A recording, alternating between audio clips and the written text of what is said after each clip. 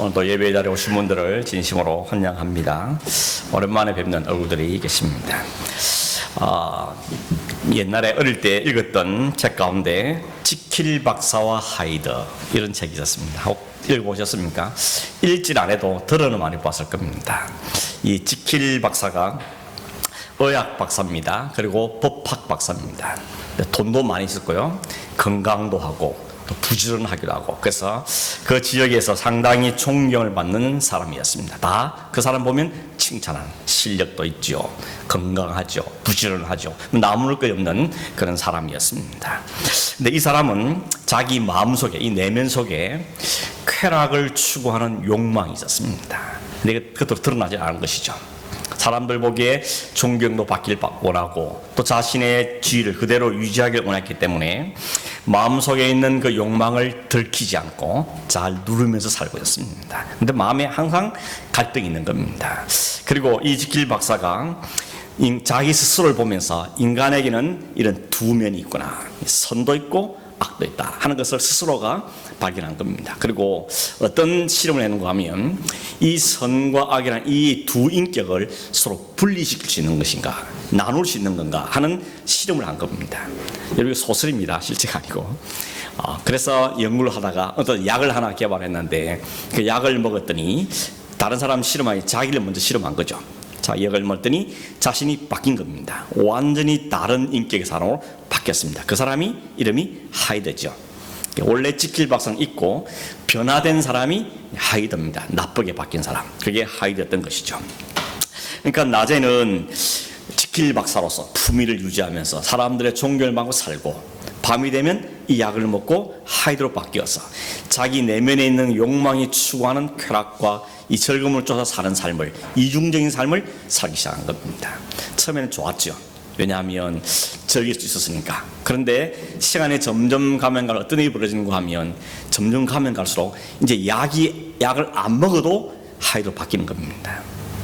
더군다나 하니까 이제는 돌아오기 위해서 약을 먹어야 되는데 이제는 약을 더 많이 먹어도 빨리 지킬 박사로 원래의 모습으로 안 돌아오는 것입니다. 그러다 보니까 점점 숨었던 자신 모습이 친구들, 가까운 사람에게 들키기도 하고, 그래서 가까운 사람을 죽이기도 하고, 이런 삶을 살면서 너무 이제 괴로워지는 겁니다. 원래 모습 돌아오고 싶은데 안 돌아가지니까 너무 고민하다가 결국 이 사람이 마지막에 자살을 하는 것입니다. 그게 이 이야기의 내용입니다. 이 소설이 1886년도에 나왔는데 굉장히 오래된 소설이죠. 사람들의, 학자들의 말에 의하면 이 소설이 사람의 내면의 그 이중성을 드러내는 최초의 소설이다, 이렇게 이야기한 걸 볼 수 있습니다. 사람에게 이중성이 있다는 것이죠. 선과 악이 함께 공존하는데, 근데 사람은 가만히 보면 이 소설이 많은 거 보면 가만두면 점점점 악한 쪽으로 가다라는 것입니다. 그 나중에는 그 악이 선을 이긴다는 것이죠. 선이 악을 통제를 할 수 없는 상태로 가는 것이 인간의 모습이다, 이런 것을 드러낸 이야기라는 것입니다. 오늘 이야기 읽기는 하면 사도 바울도 오늘 본문에서 그런 이야기 하고 있죠. 성도 안에도 두 마음이 있다는 겁니다. 두 가지의 디자이어, 두 가지의 욕망이 있다고 이야기하죠. 하나는 육체의 욕망, 하나는 성령이 주시는 욕망. 이 두 가지가 우리 안에 있다는 걸 이야기합니다. 이 두 가지 특징은 서로 함께 있을 수가 없는 거죠. 서로 공존하기 어려운 거죠. 물론 안에 있는데 서로 화합이 안 되고 타협이 안 됩니다. 하나는 한쪽을 충돌이 난다는 것을 이야기하고 있는 것입니다. 마치 자석을 보면 남극과 북극이 같이 갈 수 없죠. 남극은 영원히 남극, 북극은 영원히 남극, 이것이 서로 함께 할 수 없는 것처럼 이 두 가지는 섞일 수 없고 타협이 안 되더라는 것이죠. 그래서 성령이 행하면 육신을 따르지 않고 육신의 욕심을 따르면 성령을 따르지 않는 이 삶이 우리 안에서 일어나는 모습이라는 것을 바울은 이야기합니다. 영어 성경에 보니까 이 육체의 욕망, 이걸 뭐라고 쓰는가 하면 simple nature 이렇게 번역하고 있습니다. 죄된 본성이라는 이야기죠. 사람에게 이 죄된 본성이 어떻게 생기게 되는가 하는 것은 성경 창세기에서 우리에게 이야기해 주죠. 이미 잘 아시는 것처럼 하나님께서 인간을 만드실 때 흙을 빚어서 그 안에 하나님의 영을 넣어서 그가 생명이 되죠. 그러니까 겉으로는 흙이지만 그 안에 하나님의 이미지, 하나님의 마음, 하나님의 성품, 하나님의 생각, 이런 것들이 인간의 마음속에 이미지로 들어있는 것입니다. 그래서 비록 흙이지만 그 안에 하나님의 형상을 담고 있다는 측면에서 인간은 굉장히 영광스러운 존재가 되는 거죠. 그런데 안타깝게도 어떻게 됩니까? 그 하나님의 영광을 버려버리고 자신의 인간의 내면에 충실하여서 죄를 짓게 되고 그 죄를 지음으로 하나님의 형상을 많이 상실하게 됩니다. 그리고 대신 그 자리에 뭐가 차지합니까? 본성이라는 것이, 그 죄된 본성이라는 것이 사람 가운데 차지해서 그 본성을 따라 사람들이 살기 시작하다는 것입니다.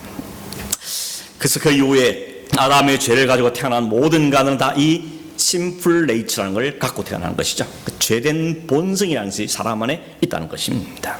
창세기 6장 3절에 보면 하나님께서 노아 시대에 세상을 멸하기 전에 뭐라고 말하는가 하면, 이 사람 6장 3절에 나의 영이 영원히 사람과 함께하지 아니하리니 이는 그들이 육체가 됨이라. 심플 네이처에 사로잡혀서 하나님의 영이 떠났다고 이야기하는 거죠. 하나님의 영이 거하지 않으면 그 사람은 본성밖에 안 남다는 겁니다. 그것이 바로 심판을 받기 전에 이 세상의 모습이었습니다. 로마서 3장 23절에는 모든 사람이 죄를 범하였음에 하나님의 영광에 이르지 못하더라. 여기 말하는 사람은 바로 육체의 사람인 거죠. 죄를 지은 그 네이처, 그 심플 네이처를 갖고는 하나님의 영광에 이를 수가 없다고 이야기하는 것입니다. 성도들 역시도 하나님을 알고 그리스도의 영이 들어오기 전에는 심플 네이처로만 지배를 받던 삶이었습니다. 본성이 이끈 대로 살죠. 그러니까 특징이 뭔가 하면 죄가 죄인 줄 모르는 것입니다. 물론 우리에게 양심도 있고 세상에 도덕적인 법이 있기 때문에 그게 저촉이 되면 안 된다는 것은 적어도 알지만, 그러나 우리의 본성이 얼마나 죄인인가 하는 점을 모르고 삽니다. 그러니까 죄를 지어도 죄인 줄 모르고 사는 것이죠. 여기 말하는 죄는 단순히 도덕적인 죄만 이야기하는 게 아닌 것입니다. 그렇게 죄인자가 죄인 줄도 모른 채 세상을 살아갔던 사람들 가운데 하나님께서 하나님의 영을 우리 안에 부으십니다. 하나님의 영은 어떤 영인가 하면 살리는 영이죠. 육체적으로 완전히 영으로 죽었던 영혼에게 하나님의 영이 임함으로 우리를 살려내는 겁니다. 죄로 인해서 완전히 죽었던 그 영혼이 하나님의 영이 임함으로 살아나는 걸, 그걸 가르쳐서 우리 뭐라 그러는가 하면 본 어게인이라 그러죠. 다시 태어난 거다. 이제 하나님의 사람으로 다시 태어난 것, 하나님의 영이 우리 안에 거하게 된 상태, 이걸 본 어게인이다 이렇게 이야기하는 것입니다. 로마서 8장 11절에 보면 이렇게 말씀하고 있습니다. 예수를 죽은 자 가운데서 살리신 이의 영이, 예수를 죽은 자가 살리신 분은 하나님이시죠. 그 하나님의 영이 너희 안에 거하시면 너희가 그리스도 예수를 죽은 자 가운데 살리신 그분이 너희 안에 거하시는 그의 영으로 말미암아 너희 죽을 몸도 살려낸다라고 말씀하고 있습니다. 하나님이 육체 본성에 따라 죽어버린 것, 영적으로 죽은 그들에게 하나님 영이 임하시면 우리 안에 그 영이 우리를 살린다는 것이야. 하나님이 그리스도를 부활하게 하시는 것처럼 우리를 다시 살려낸다고 성경은 우리에게 이야기하고 있는 것입니다. 이렇게 예수를 믿고 하나님의 자녀가 되고 하나님 영이 거하는 사람에게는 이제 두 마음이 생기는 거죠. 두 가지 욕망이 우리 안에 거하게 된다고 이야기하는 것입니다. 우리 안에는 예수를 위해 살고 싶은 마음, 하나님의 영광에 살고 싶은 마음이 우리 안에 생기기 시작하는 것입니다. 그래서 예배하고 싶기도 하고 하나님을 위해서 살고 싶기도 하고 주님이 기뻐하는 삶을 살고 싶어하는 그런 열망, 이 디자이어가 우리 안에 생겨지게 되는 것입니다. 근데 문제는 뭡니까? 하나님의 그 사랑, 그 열망이 우리에게 주어지면 과거에 있는 건 다 없어지면 좋겠는데 이것도 여전히 남아있더라는 것입니다. 그래서 우리 안에 두 가지 디자이어가 함께 존재하게 된다는 것입니다. 바라기는, 원하기는 이제는 진짜 하나님의 영만 있으면 좋겠는데, 그래서 우리의 삶이 거룩하고 아름답고 하나님 기쁘게 드리고 믿음의 삶을 살고 이렇게 하면 되면 좋겠는데 우리의 현실은 그렇지를 않더라는 것이죠. 이게 우리가 가지는 현실이고 이것 때문에 우리가 겪게 된 게 뭔가 하면 갈등을 겪는 것입니다. 이 안에 우리가 충돌 때 우리 안에 화가 나고 우리의 갈등들을 겪게 되어진다는 것입니다. 지금 이러고 있을 때가 아닌데, 내가 예배할 때인데, 하늘에 내가 살아야 될 때인데, 이런 마음이 있는가 하면 또 한편에서는 내일부터 하지 뭐, 지금은 피곤하니까 사람 다 그런데 뭘, 이런 마음이 생겨서 우리 안에 충돌이 계속 일어나는 것입니다. 한쪽에서는 주를 위해 살고 싶은 열망이 자꾸 일어나는데 또 한쪽에서는 뭘 별나기를 살려 그러냐, 너만 그러냐? 이런 마음이 생기면 자꾸 충돌이 나니까 우리가 이 안에 혼란을 겪게 되고 마음의 갈등을 갖게 되어지는 것입니다. 이 갈등은 언제까지 계속된다 그럽니까? 죽을 때까지. 하나님께서 예수 그리스도의 오심으로 우리를 완전한 몸으로 바꾸기 전까지는, 영광스러운 몸 변하기 전까지는 이 육체 이 안에 있는 이 갈등은 계속된다는 것입니다. 아무리 새벽 기도를 해도, 아니면 며칠 철야하면서 금식하며 기도해도 사라지는 게 아니라는 겁니다. 여전히 눌러있던 것이 다시 스물스물 기울러와서 우리의 육체를, 우리를 유혹으로 끌고 가는 것이 바로 이런 육체의 본성이라고 이야기하는 것입니다. 또 우리는 환경이 좀 바뀌면 핑계를 얼마나 잘 되는지 모릅니다. 요즘 여러분 코로나 바이러스가 얼마나 핑계되기 좋습니까? 모든 게 바이러스 때문에 할 수도 없고, 바이러스 때문에 좀 미뤄야 되고, 모든 여기에다가 우리는 핑계를 내기 좋아하는 것입니다. 다른 사람은 몰라도 자신은 압니다. 이게 진짜 내가 바이러스 때문에 그런 건지 아니면 내가 핑계대고 있는 것인지 나는 압니다. 내 신앙 상태를 스스로는 알게 되는 것이죠. 하나님이 아시죠. 성령께서 아시는 것입니다. 성령이 우리 안에서 탄식한다 그랬죠. 그렇게 할 때가 아닌데, 그렇게 할 때가 아닌데 하는 성령이 우리 안에 탄식 우리에게 말씀하고 계시는 것입니다. 핑계대지 않기 위해서 좀 더 적극적인 태도가 우리에게 필요한 것이죠. 제가 제 개인적인 이야기를 들으면 함께 모여서 새벽기도 못할 때 제가 혼자 와서 새벽기도를 했습니다. 집에서 해도 녹음하면 되니까. 그렇지만 핑계 안 되기 위해서 좀 더 적극적으로 살아보려고 나름대로 몸부림친 거죠. 혼자 와서 새벽 예배를 드렸습니다. 그게 자랑거리는 아닌데 그냥 이 핑계들 더 뒤로 퇴보하지 않기 위해서 버티는 그런 몸부림 중에 하나였던 것이죠. 이 갈등은 죽을 때까지, 주님께 다시 올 때까지 지속되는 것이기 때문에 누구나 안전할 수 없습니다. 안심할 수 없습니다. 이 정도면 됐다 할 사람은 아무도 없다는 것입니다. 그렇게 생각하면 바로 꼬당 넘어지는 겁니다. 그렇게 생각하는 순간 우리는 자빠질 수밖에 없습니다. 그래서 히브리 12장 4절에 보면 이렇게 말합니다. 너희가 죄와 싸우되 아직 피 흘리기까지는 대항하지 아니하지 않느냐, 이렇게 말합니다. 무슨 이야기입니까? 죄에 대해서는 피 흘리기까지 싸워야 된다고 말합니다. 아주 철저하게, 철두철미하게 싸워야 된다고 우리에게 이야기합니다. 적당히 하지 말라는 겁니다. 타협하지 말라는 것이죠. 핑계하지 말라는 것입니다. 정말 자신의 육체의 욕심을 끌고 가는 그 죄와는 피 흘리기까지도 싸워야 된다. 이게 성경이 우리에게 말씀하고 있는 강조점이라는 것입니다. 묘한 것은 여러분, 이 두 가지 욕심 가운데 가만히 있으면 중간지대에 있을 수 있습니까? 그렇지 않습니다. 가만히 있으면 중간에 있으면 좋겠는데 중간은 없습니다. 어떤 분은 이걸 어떻게 설명하는가 하면 중력의 법칙으로 설명했습니다. 중력이 뭡니까? 모든 게 지구가 잡아당기는 힘이 중력이죠. 그래서 우리가 지금 서 있는 것도 중력의 힘 때문에 서 있는 거죠. 점프를 해도 하늘로 핑 올라가는 게 아니고 다시 꿍 떨어지는 게 잡아당기는 힘이 있기 때문에 그렇다는 것입니다. 그렇기 때문에 이 힘보다 더 강력한 힘이 주어지지 않는 한 여기에 붙을 수밖에 없다는 것입니다. 마치 육체의 본성이 그와 같다는 것입니다. 가만히 있으면 육체의 본성대로 가는 게 인간의 심플 네이처라는 것입니다. 그게 본성이라는 것입니다. 가만히 있으면 중간이 아니고 가만히 있으면 죄 쪽으로 간다는 겁니다. 그래서 마치 비행기가 뜰 때 그러지 않습니까? 저 무거운 비행기가 어떻게 하늘을 떠나 할 때 어떻게 떠는 됩니까? 이유는 하나입니다. 그 잡아당긴 힘보다 더 큰 힘이 작용하면 떠는 것이죠. 이게 바로 우리 신앙의 상태, 그런 것이죠.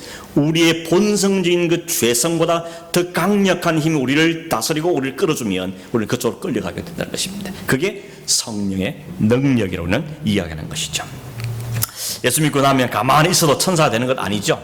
어떤 사람 혹 그걸 기대하는지 모르겠습니다. 이제 교회다 시작했으니까 이제 천사가 될 거라고 기대하는 사람이 있을지 모르지만 현실은 절대 그렇지 않고 성경도 그렇게 말하지 않습니다. 오히려 예수 믿고 나면 우리 안에 또 다른 갈등이 생기는 것이죠.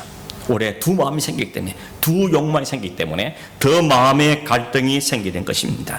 내 안이 전쟁터가 됩니다. 성령에 순종할 것인가, 육체 본능에 순종할 것인가, 이것이 내 안에 전쟁이 벌어지는 것입니다. 이런 바깥 세상의 전쟁도 무서운 거지만 내 안에 있는 이 전쟁이 얼마나 치열합니까? 매일같이 우리는 전쟁터에 살고 있는 것입니다.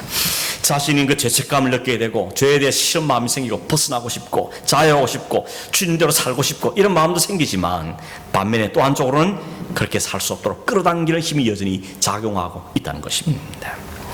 여러분 다 지켜낼 수 있고 그렇게 살 수 있다는 건 아닙니다. 그러나 적어도 우리 마음에 이런 성령의 갈망이 있느냐는 것은 점검해 봐야 되는 겁니다. 나 안에 적어도 주를 위해 살고 싶은 마음, 하나님의 영광을 살고 싶은 마음, 그렇고 하나님의 백성다운 삶을 살고자 하는 그런 열망, 이 디자이어가 우리에게 있느냐 하는 것입니다. 구원받 같은 데서는 그걸 부정하죠. 뭔 소리냐, 한번 구원받으면 다 끝난 것이라는 거죠.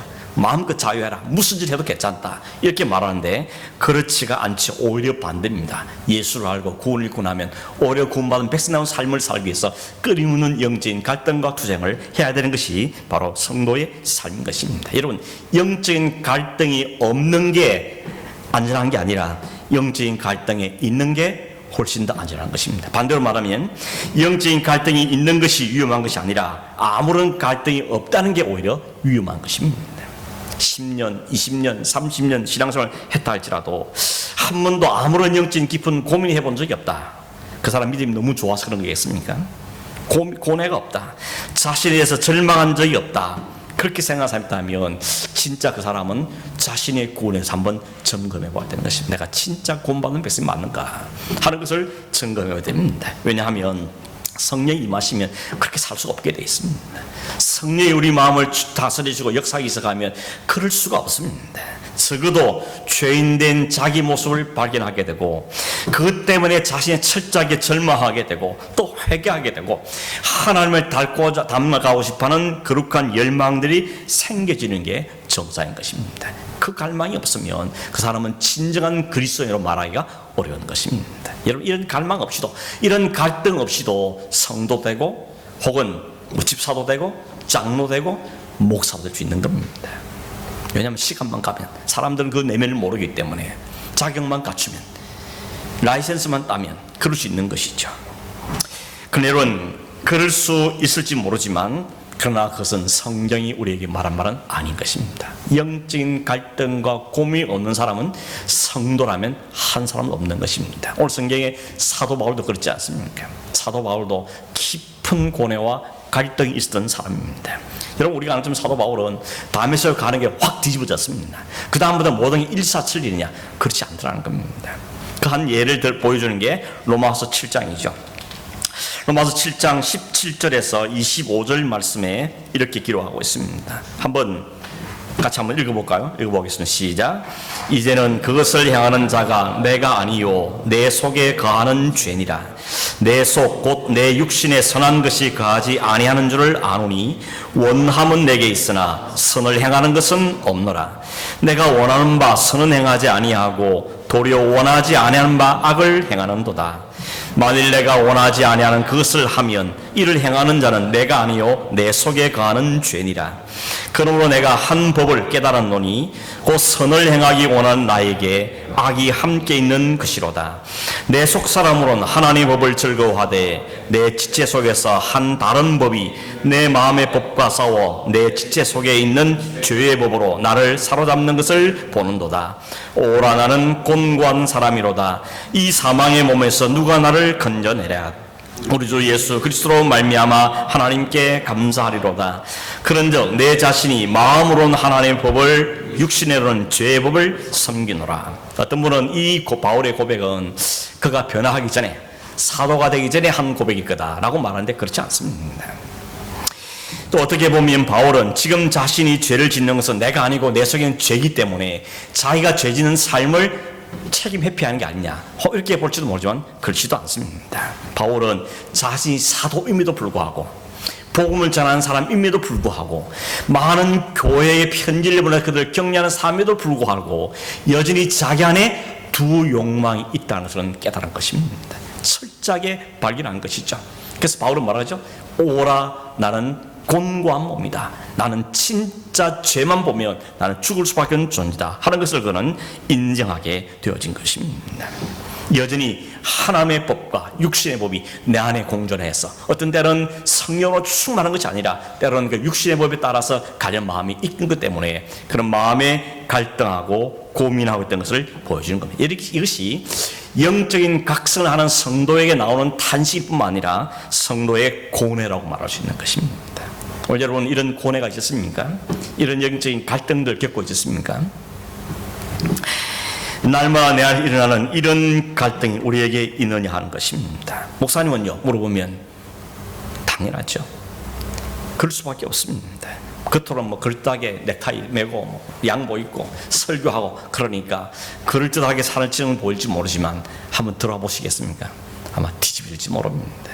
내 안에 일어난 이 육신의 생각과 명예심과 자만심과 혹은 절망감과 이런 일들이 우리 안에 일어난 것 때문에 너무너무 고통스러운 것입니다. 사실은 이번 주에 제가 이 설교 하려고 준비하다가 다른 설교 바꾸려고 생각했습니다. 왜냐하면 이런 설교 하기엔 내가 너무 턱이 부족하기 때문에 나도 못하고 있으면서 무슨 설교를 하겠는가 이런 고민 때문에 끝까지 고민하다가 그래도 이게 말씀이니까 여러분에게 주는 말씀이보다는 내가 내게 주는 말씀을 생각하고 이 말씀을 전해야 되겠다 이런 마음 갖고 오늘 강단에 이 말씀을 전하게 된 것입니다. 여러분 내가 쓰는 시간 한번 계산해 보십시오. 한번 살펴보십시오. 어디에 시간을 들이고 있는지, 내게 준 이 돈이라는 것을 어디에 쓰고 있는지, 내게 준 그 정욕, 이 젊음을 어디에 쓰고 있는지 잘 분석해 보면 내가 진짜 그리스도인 삶을 잘 살고 있는지 그렇지 못한지가 판가름 나는 것입니다. 남은 모르지만 나는 압니다. 내가 나를 평가하면 알 수 있는 것입니다. 정말 내 안에 전쟁터입니다. 매일같이 전쟁을 벌이고 있는 것입니다. 누가 이기냐? 이 전쟁을 날마다 내 안 속에서 하고 있다는 것입니다. 아무도 모르는 전쟁이 날마다 내 안에서 일어나고 있는 것이죠. 이런 영적인 탄식과 고뇌가 있는데 사도 바울은 나도 그렇다고 우리에게 말씀해 주므로 격려도 해주시고 도전도 해주시는 것입니다. 그게 정상적인 그리스도인들이 갖게 되는 반응이라는 것을 우리에게 말씀해 주고 있는 것입니다. 여러분 그럼 어떻게 해야 됩니까? 바울이 오늘 우리에게 권면한 말씀이 16절입니다. 이렇게 말하죠. 내가 이르노니 너희는 성령을 따라 행하라. 그리하면 육체의 욕심을 이루지 아니할 것이다. 이 말은 여러분 성령을 한 번 따라 행하면 완벽하게 100% 육신을 안 따르는 그 말이 아니죠. 성령을 따라 행하는 그 순간만큼은, 성령이 나를 지배하는 그 순간만큼은 육체의 욕심을 따르지 않을 있다는 것을 우리에게 이야기해 주는 것입니다. 영어 성경에 보니까 work in the spirit, 성령 안에서 그러라고 말합니다. 성령 안에서 건단 말은 성령과 함께 보조를 잘 맞추고 간다는 걸 의미하는 것입니다. 다른 말로는 다른 영어 성경에는 live by the Holy Spirit 이렇게 되어 있습니다. 성령으로 살라는 것이죠. 성령의 도움으로 살라는 겁니다. 성령이 이끌어주고 성령이 밀어주고 성령이 함께하는 그 삶을 살기 힘쓰려고 이야기하는데 이 말씀은 명령형입니다. 명령입니다. 해도 되고 안 돼도 되고 내가 선택할 수 있는 상황이 아니고 이것 아니면 죽는다는 겁니다. 그게 명령이죠. 군대 갔다 오시면 알지만 명령은 복종해야 되는 겁니다. 복종하지 않으면 총살인 것이죠. 그것처럼 오늘 사도가 우리에게 성도라면, 네가 그리스도인이라면 성령을 따라 행하는, 성령과 함께 성령 안에 성령과 보조를 맞춘 삶을 살라고 명령하고 있습니다. 왜냐하면 그렇지 않은 순간 우리는 육체로 간다는 겁니다. 이게 유지 안 되면 중간에 있는 게 아니고 머물러 있는 것이 아니라 반드시 육체적으로 갈 수밖에 없다는 것을 이야기하고 있다는 것입니다. 양자택일이 아니라는 겁니다. 우리가 선택할 수 있는 것은 하나밖에 없습니다. 둘 중에 하나를 내가 이걸 선택하는 이게 아니고 하나밖에 선택할 수 없습니다. 이거 선택하지 않으면 자연스럽게 다른 쪽으로 간다는 겁니다. 마치 죽은 물고기가 강물에 그냥 떠내려가듯이 그냥 죽은 상태로 있으면 그냥 떠내려가는 겁니다. 살아있는 물고기만이 거슬러 올라가는 거죠. 하나님이 우리 안에 살아 역사하는 순간 우리는 거슬러 갈 힘을 얻지만 성령이 우리의 역사하지 않으면 그냥 떠밀려 간다는 겁니다. 자연스럽게 떠밀려 갈 수밖에 없다고 이야기하는 것입니다. 근데 여러분 성령을 따라 행하는 것과 육체의 욕심을 따라 사는 게 뭐 별 차이가 없다면, 이래 살아도 괜찮고 저래 살아도 괜찮으면 문제가 없습니다. 그런데 오늘 성경 우리에게 그 두 가지가 얼마나 확실히 다른지를 설명했죠. 육체의 일, 육체를 따라 살면 어떤 열매를 맺게 되는지를 19절에서 21절에 설명하고 있고 21, 23절에는 반대로 성령을 따라 행하면 맺게 되는 열매를 설명하고 있는데 그 두 개를 살펴보니까 이 두 가지는 너무 다릅니다. 어느 한 가지를 선택하고도 괜찮다 할 수 있는 정도가 아닌 겁니다. 하나는 완전히 죽는 거고 하나는 완전히 사는 겁니다. 완전히 다르기 때문에 우리가 선택하라 그러면 이걸 선택 안 하는 바본 것입니다. 그럼에도 불구하고 우리의 육신 생각 때문에 선택을 못하고 있는 것들이 우리에 있다는 것이죠. 먼저 여러분 육체일이 뭔지를 보십시오. 모두 19절에서 21절에 기항서 모두 15가지입니다. 15가지인데 이걸 네 그룹으로 그룹핑을 하면 4개로 나눌 수 있겠습니다. 첫째로 19절에 음행과 더러운 것과 호색, 이건 뭐죠? 다 성적인 죄를 이야기하는 것입니다. 음행과 더러운 것과 호색, 성적인 죄라는 것입니다. 우리가 성령께 순종하지 않게 살 때 우리에게 나타나는 것은 성적인 죄악 가운데 거할 수밖에 없다고 이야기합니다. 성경은 이렇게 말합니다. 다른 죄는 다른 사람에게 해를 입히는 죄지만 성적인 죄는 자기 몸을 더럽히나 그럽니다. 자기 몸 어떤 몸이죠? 너희는 하나님의 영이 거하시는 성령이 거하시는 거룩한 전이 아니냐. 그 성령의 전을 더럽히는 죄라고 이야기하는 것이죠. 이게 무슨 죄가 아닐 수가 없는 것입니다. 사람의 육체의 욕심대로 살면 반드시 따라오는 특징이 바로 성적인 타락인데, 성경 안에도 그렇죠. 어느 시대, 어느 사회를 봐도 하나님을 떠나면 반드시 따라오는 게 성적인 타락이었습니다. 소돔과 고모라 그랬고요. 노아 홍수 이전에도 그랬고, 이스라엘 가나안 땅에 가서도 그렇고, 모든 죄의 가운데는 이 성적인 타락이 자리를 잡고 있는 걸 보게 됩니다. 여러분, 이단도 그렇고요. 문제가 있는 걸 보면 항상 두 가지가 있습니다. 하나는 돈 문제, 하나는 성적인 문제입니다. 언제든지 따따랍니다. 성적인 문제와 돈 문제가 그 사람을 더럽히는 나라 사회를 어지르는 것을 보게 되는 거예요. 여러분, 우리가 보지 않습니까? 날마다 신문이나 TV나 미디어에서 오늘도 누가 무슨 성적인 죄를 지었다, 어떤 고귀한 사람인 줄 알았더니 그 사람이 알고 보니까 성적인 죄를 했다, 이런 일이 벌어집니다. 이것이 오늘 사회의 모습이라는 겁니다. 근데 이게 그리스도인에게도 나타날 수 있다는 겁니다. 언제요? 성령으로 충만하지 않으면 얼마든지 성도에게도 거의 일어날 수 있다는 겁니다. 그래서 여러분, 오늘 우리가 보지 않습니까? 우리 안심할 수 없습니다. 장담할 수 없다는 것을 이야기하는 것입니다. 그래서 여러분, 사도 바울이 강력하게 말하기를 음행은 피하라고 말합니다. 음행은 피하라고 말합니다. 얀센이라는 분이 이런 재미있는 이야기를 했어요. 다른 모든 죄들은 대항해서 싸워야 되지만 이 성적인 죄는 도망가는 거다. 36개가 답이다. 이렇게 이야기하는 것입니다. 다윗과 요셉을 비교해보면 우리가 알 수 있죠. 다윗은 안 피했지 않습니까? 그냥 본대로 욕심대로 행하다가 죄를 짓습니다. 요셉은 뿌리치고 도망가죠. 36개를 했더니 그가 죄로 피하게 되더라는 것입니다. 이런 성적인 죄가 성령으로 따라 살지 않으면 누구에게나 맺힐 수 있다고 지금 이야기하는 것입니다. 두 번째는 20절에 우상숭배와 주술 이야기합니다. 우상숭배와 주술 이런 것은 종교적인 죄를 이야기하는 것이죠. 여러분, 우상숭배라는 가장 하나님 싫어하는 거죠. 가장 싫어. 왜냐하면 우상이라는 것이 하나님이 앉았을 자리에 다른 게 앉는 게 우상이니까. 하나님, 내가 내 영광을 위해 너를 지원받았다 했는데 하나님이 지원받은 그 인간들이 하나님을 그 영광의 자리에 놓지 않으면 그건 우상이라는 겁니다. 가장 무서운 우상이 뭘까요? 자식일 수도 있고, 그게 돈일 수도 있고, 그게 명예일 수 있는데 진짜 무서운 우상은요, 자기 자신입니다. 모든 죄의 출발점은 납니다. 내 이익, 내 만족, 내 욕심, 이것이 모든 죄의 출발점인 것입니다. 그래서 여러분 이야기했지만 신, S-I-N 가운데 I가 있다는 겁니다. 죄의 출발 언제나 납니다. 그래서 하나님이 자기 자신을 날마다 죽이라고 하는 이유가 거기에 있습니다. 내가 안 죽으면 내가 우상이 되더라는 겁니다. 하나님이 존재하는 이유도 결국 나를 위해 존재하는 만들어버리는 것이죠. 이 말이 안 되는 이야기인데 실제로 이게 일어나고 있는 것입니다. 예수를 믿는 것이 주를 위해 믿는다고 말을 하는데 실제로 따지고 들어보니까 나를 위해 주님도 계셔야 되고, 나를 위해 성령도 역사해야 되고, 나를 위해 하나님도 계셔야 되는 이 내가 우상이 되는 일이 있다는 것이죠. 이게 얼마나 무슨 일인지 모른다는 것이죠. 언제 그래야 된다죠? 성령을 따라 행하지 않고 성령 안에서 벗어나면 이런 열매가 맺힌다고 이야기하는 것이죠. 세 번째는 20절, 21절에 8가지인데 원수 맺고 분쟁, 시기, 당짓고 분열하고 이단과 투기, 이 모든 것은 사람들의 관계에서 벌어지는 죄악들이죠.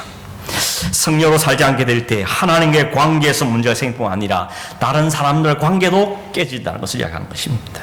원수 맺고 분쟁하고 땅을 짓고 분열하고 투기하는 이런 열매들이 일어난다는 것입니다. 세상뿐만 아니라 교회 안에서도 성령에 우리가 매이지 않게 될 때 나타나는 열매에서 우리에게 이야기하는 것입니다. 네 번째는 술 취함과 방탕함과 또 그와 같은 것들이다. 결국은 좁아하면 쾌락의 죄죠. 즐거움을 쫓는, 모두의 노세, 젊어서 노세, 부어라 마시라, 쾌락을 가는 것이죠. 내 육체의 만족을 위해서, 내 눈의 즐거움을 위해서, 귀의 즐거움을 위해서 모든 걸 살아가는 것. 그것이 바로 육체의 욕심을 따라 사는 삶의 열매인 것을 이야기하고 있는 것이죠. 오늘 여러분 얼마나 많은 사람들이 이 쾌락 때문에 그걸 쫓아가고 있어요. 불나방이 죽을 줄도 모르고 달려드는 것처럼 오늘도 그렇게 살아가고 있다는 것입니다. 이 죄가 어떻게 지진다고요? 가만히 있으면 진다는 겁니다. 성령께 내가 들이지 않고 가만히 있으면 치어지는 것이 바로 이 죄라는 것을 이야기하는 것입니다. 내가 이 죄 지으려고 노력할 필요가 없습니다. 내가 육신대로 살아봐야지 그럴 이유 필요 없다. 가만히 있으면 자연스럽게 그 길로 갈 수밖에 없다고 이야기하고 있는 것입니다. 여러분 신앙이 좋은 사람에게서 목사하고 장로고 해서 고상한 죄를 짓으면 죄를 지어도 고상이 있습니까? 아닙니다. 똑같은 죄를 짓는 겁니다. 성령이 가지 않으면 똑같은 모습이 우리 안에 나타날 수밖에 없습니다. 그러면 여러분 너무 실망하지 마십시오. 저 사람이 저럴 줄 몰랐다. 저분이 저럴 줄 몰랐다. 그렇게 똑같습니다. 성령 안에 가지 않은 순간 누구에게나 맺힐 수 있는 열매인 것을 우리 오늘 말씀하고 있는 것이죠. 고민 좀 되십니까, 여러분? 고민이 되어야 되는 것입니다. 진짜 고민이 된 자신을 다 들여다보면서 야 이거 큰일 났다, 이거 진짜 고민이다 하는 생각이 들어져야 되는 것입니다. 거룩한 부담이, 거룩한 갈망이 우리 안에 생겨져야 됩니다. 왜냐하면 세상은 우리를 계속 속입니다. 계속 유혹합니다. 괜찮다, 다 그렇다, 뭘 그렇게 사냐, 계속 유혹하고 우리를 속입니다. 사탄은 죄가 얼마나 무섭고 두려운지를 잊게 만들기 위해서 우리에게 자꾸만 달콤한 것을 집어넣어 준 겁니다. 즐겁지 않냐, 기쁘지 않냐, 이 기쁨을 왜 양보하냐. 사탄은 우리에게 계속해서 유혹하고 있습니다. 죄를 가볍게 만들고 그러고 죄가 주는 기쁨에 빠져들게 만듭니다. 결국 멸망의 길로 이끌고 가는 것이죠. 그래서 여러분 성경에 말한 겁니다. 죄에 대해서는 피 흘리기까지 싸우라고 말합니다. 피 흘리기까지 싸우라. 피를 흘리고 사는 게 낫지 끌려가 죽는 것보다 그게 낫다고 이야기하는 것입니다. 그리스도 안에 누리는 진정한 자유를 맛보기 위해서는, 죄에 끌려가지 않기 위해서는 피 흘리기까지 싸우라고 우리에게 말씀하고 있는 것입니다. 바울은 우리에게 강력하게 경고하고 있습니다. 너희는 성령을 따라 행하라. 그리하면, 그렇죠? 그렇게만 하면, 그렇게 할 때 그 순간에 너희는 육체를 따르지 않을 것이고 반대로 성령이 맺히는 열매를 맺게 될 것이라고 우리에게 이야기하고 있습니다. 여러분 신앙생활은 간단한 게 아닌 것 같습니다. 신앙생활은 취미생활이 아닙니다. 신앙생활은 시작해놓고 보면 그때부터 영적인 전쟁터에 들어선 겁니다. 육체의 욕심을 따라 살면 육체의 열매를 맺고 성령을 따라 살면 성령을 맺게 되는 이 신앙생활, 이 두 사이에 영적인 전투를 계속해 간다고 말할 수 있는 것이죠. 사도 바울은 이 점에 대해서 한 가지 덧붙여 말하는 것이 24절인데 이렇게 말하죠. 그리스도 예수의 사람들은 육체와 함께 그 정욕과 탐심을 십자가에 못 박았느니라. 이게 바울은 그리스도인 어떤 사람인가 정의하기를 육체와 함께 그 정욕과 탐심을 십자가에 못 박은 사람들이다 라고 이야기합니다. 이때 사용한 동사가 현재 완료형이라 이렇게 말합니다. 현재 완료는 뭔가 하면 이미 옛날에 못 박아 죽었는데 그 못 박아 죽은의 영향이 지금까지 계속되고 있다 하는 걸 이야기할 때 현재 완료형이라는 동사를 사용합니다. 이미 못 박았고 지금도 그렇게 못 박힌 채로 살아간 사람이 그리스도 예수의 사람이다 라고 바울은 이야기합니다. 그래서 바울이 말하죠. 나는 날마다 죽노라 이렇게 말하죠. 이미 죽었지만, 이미 그리스도인이 될 때 이미 죽은 사람이지만 그 죽음의 상태 오늘도 내게 계속 유지해서 나는 날마다 그리스도와 함께 죽는 사람이라고 이야기하고 있는 것입니다.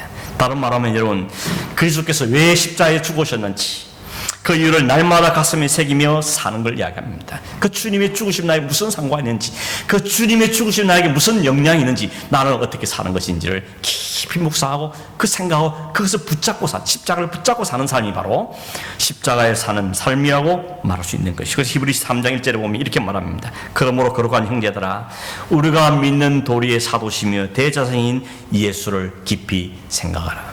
깊이 생각합니다. 그냥 한 귀 든 게 아닙니다. 날마다 매 순간마다 그 예수가 누구신지, 그분이 왜 오셨는지, 그분 뭘 하셨는지, 그분의 죽으심과 부활에 나에게 무슨 관계가 있는 것인지, 주님에게 약속한 게 무엇인지, 장들 어디로 이끌어 가신지를 깊이 생각하고 이야기하는 것입니다. 여러분 성령을 따라 행하라 그러면 뭐 성령 은사를 받는다, 뭐 불 받는다 그렇게만 생각하지 마시고, 그런 경우도 필요하겠지만 그러나 여러분 예수를 깊이 생각하는 것이 바로 성령을 따라 사는 삶입니다. 성령과 함께 보도를 맞서 걸어가는, 살아가는 삶의 모습이 바로 그러한 삶인 것입니다. 그래서 여러분 참 묵상을 좀 많이 하시길 바랍니다. 운전을 하면서도 할 수 있지 않습니까? 밥을 하면서 할 수 있는 것이고, 일을 하면서 할 수 있는 것, 주님을 생각하고 주님의 그 은혜가 무엇인지 깊이 생각하며 감사하고, 자기 내 입에 찬송이 좀 흘러나오고, 이런 성령의 인도함을 잘 받는 삶이 우리에게 필요하다는 것입니다.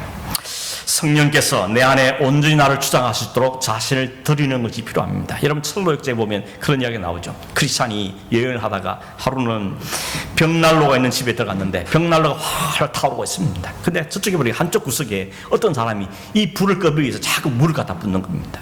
물을 갖다 부어서 벽난로를 끄뜨리려고, 그 불을 끄뜨리려고 하는데, 근데 이상하게도 그 불은 끄지지 않습니다. 오히려 더 활활 타오릅니다. 참 이상한 모습에서 쳐다보고 있는데 안내한 사람이 그걸 데리고 그 벽난로 뒤로 데려가죠. 그 가보니까 그 벽난로 뒤에 주님께서 성령의 기름을 그 뒤에 쫙 붓고 있다는 겁니다. 성령의 기름을 계속 붓고 계시다는 것이죠. 그래서 그불이 끄지 않더라는 겁니다. 뭘 이야기해 줍니까? 오늘 우리에게 끊임없이 죄가 몰려오고 유혹이 오고, 그래서 그 죄 때문에 내가 종종 넘어지기도 하고 자빠지기도 하지만 그래도 불구하고 오늘도 주님께서 우리를 위해서 보낸 성령을 통해서 우리를 계속 격려하고 계시고 우리의 성령을 계속 기름을 공급하고 계시다는, 그것 때문에 오늘까지 버티고 있다는 것입니다. 내가 열심히 해서, 내가 믿음 생활 잘해서가 아니고 성령이 우리를 불쌍해서 오늘도 우리에게 계속해서 은혜를 부어주고 계시다는 겁니다. 우리가 해야 될 뭘까 같습니까? 그 성령이 부으시는 그 공고한 은혜의 자료 자신을 노출시키는 겁니다. 그 신앙생활을 했다는 게 아닙니다. 예배 자료 가고 기도의 자리에 가고 말씀을 묵상하고, 이게 왜 그렇습니까? 성령이 그걸 통해서 우리에게 공급하기 때문에 그 자리에 가는 게 공급받는 힘인 것입니다. 여러분 운전하다가 그 기름 게이지에 빨간불이 들어오면 어떻게 해야 됩니까? 당연히 주유소로 가야 되는 거죠. 충전소로 가서 배터리를 충전해야 되는 것입니다. 마찬가지인 것이죠. 우리의 교회가 중요한 이유가, 말씀을 읽는 자리가 중요한 이유가, 기도의 자리가 중요한 이유가 거기 가서 충전을 받는 겁니다. 어디서든지 말씀을 펼치고 다시 기도할 때 성령 우리 안에 다시 기쁨을 회복시켜주시고 다시 능력을 부어주기 때문에 그게 성령과 함께 사는 삶이라는 것입니다.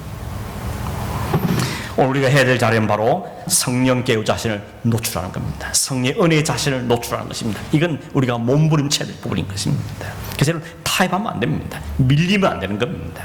적어도 내가 성령을 끌어올 수는 없지만 성령의 역사는 그 수단에 자신을 노출시키는 게 필요한 겁니다. 그래서 예배자를 사수하라는 의미가 그런 겁니다. 말씀 공부하는 자리를 가는 게 필요한 거, 기도를 정해놓고 기도하는 게 필요하고, 그런 몸부림, 그런 거룩한 부담이 우리에게 있어야 한다는 것입니다. 그냥 있으면 무기력해지는 겁니다. 그냥 가만히 있으면 점점 절망에 빠집니다. 그냥 가만히 있으면 자꾸 뒤로 퇴보하게 됐습니다. 왕년의 열심 그거 따질 거 아닙니다. 지금 내가 어느 자리에 있는가 중요한 것이죠. 누가 해주길 기다리지 마시고 내가 어떻게 적극적으로 나서야 하는 것입니다. 어떻게 하는 게 내가 밀리지 않은 방법일까? 어떻게 내가 타협하지 않는 것인가 하는 걸 자신이 선택해야 되는 것입니다. 오늘 성령 우리 계속해서 말씀하시고 경고도 하시고 때로는 격려도 하고 계십니다. 그 성령의 음성을 들으셔야 됩니다. 듣기만 하고 잊어버리는 게 아니라 순종해야 되는 것이죠. 그 성령 앞에 자신을 내어드려야 하는 것입니다. 그걸 다른 말로 말하면 뭐죠? 성령 충만이라는 겁니다. 성령 충만한 게 뭡니까? 성령이 나를 다 지배하는 상태에 있는 삶을 이야기하는 겁니다. 성령 충만하면 마수 방언을 하고 능력을 행하고 그게 목적이 아니죠. 우리를 그리스도인답게 살아야 하는 것입니다. 그리스도인다운 예를 맺게 하기 위해서는 성령의 충만한 은혜가 우리에게 필요한 우리에게 이야기하고 있는 것입니다. 오늘 우리는 몸부림을 좀 쳐야 됩니다. 환경 탑돌리지 말고 다른 사람을 자꾸 비교하지 말고 뭐 남들 어떤데 뭐 환경이 어떤데 그만할 때가 아닌 것입니다. 피할 것은 적극적으로 피하고 가야 할 건 적극적으로 가서 거기에 있어야만, 거기에 머물러 있어야 하나님 은혜가 우리에게 임하게 되어지는 것입니다. 말씀을 맺습니다. 여러분, 오늘 사도 바울은 자신의 경험을 통하여서 자신의 그 영적인 갈등과 고민을 통하여서 오늘 우리에게 권면하고 있습니다. 성령과 함께 걸어라. 성령을 따라 살아라는 것입니다. 성령과 함께 보조를 맞춰로 말하고 있습니다. 그렇지 않으면 그 노력이 스톱되는 순간 우리는 나라고 떨어지는 겁니다. 육체의 욕심을 따라 떨어질 수밖에 없습니다. 중간지대는 없다는 것을 말씀하고 있는 것입니다. 우리가 노력을 해서 구원받는 건 아니지만 우리 자신을 주님 앞에 노출시켰다고 내 어디는 작은 우리가 해야 되는 것입니다. 성령 그렇게 하라고 우리에게 말씀하는 거 아니겠습니까? 간절히 바라기는 우리 모든 그리스도교회 성도들께서 자기 자신의 영적 현실을 날마다 잘 들여다보고 남은 모르지만 나는 나를 알기 때문에 그 영적인 전투를 해야 되는 존재인 것을 인정하고 그 일 방법은 성령의 충만함을 받는 것, 성령의 다스림을 받는 것, 말씀과 기도와 또 찬양과 이걸 삶을 통해서 사실 날마다 성령께 노출해드리는 것, 이것이 바로 그 방법을 기억하고 그렇게 할 때 성령이 맺는 열매가 자연스럽게 맺히는 이런 삶을 살아갈 수 있는 그런 저와 여러분 되기를 주의 이름으로 축원합니다. 기도하겠습니다. 하나님 아버지, 부끄러운 모습으로 주님 앞에 섰고 부끄러운 마음으로 할 말씀을 전하며 또 하나님 앞에 영적인 갈등과 고민 속에 이 말씀들을 대합니다. 원하옵나니 주님, 우리를 세워주시고 살려주시고 일으켜주시며 충만케 해주셔서 우리 안에 육체의 열만 수록한 삶이 아니고 성령의 열매가 맺히는 삶을 살아가는 성도가 될 수 있도록 주님 우리를 긍휼히 베시고 은혜를 허락하여 주시옵소서. 성령 주시는 그 마음에 순종하게 해주시고 성령 주시는 그 경고의 귀를 듣 기르게 하시고 성령 주시는 그 격려를 받아 감사하며 찬송하며 날마다 이 믿음의 그늘 가는 우리 온 성도들 주도록 도와주셔서 은혜가 충만하고 은사가 충만하며 성령의 열매가 풍성히 맺히는 성도들, 가정들, 교회가 되도록 축복하여 주시옵소서. 그와 같이 예수님의 이름으로 기도하옵나이다. 아멘.